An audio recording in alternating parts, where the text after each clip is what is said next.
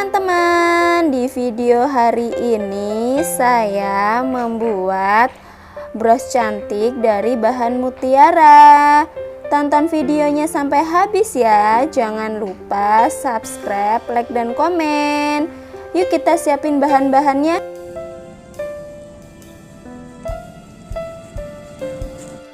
Kita siapin bahan-bahannya ya. Yang pertama mutiara warna gradasi ungu dan biru sebanyak 8 biji, ukuran 8 mili ya.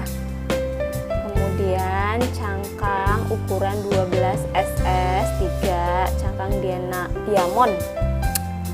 Kemudian peniti ukuran 2,5 1. Kemudian kawat ukuran 0,4 secukupnya. Ini tang dan gunting. Kita langsung membuatnya ya.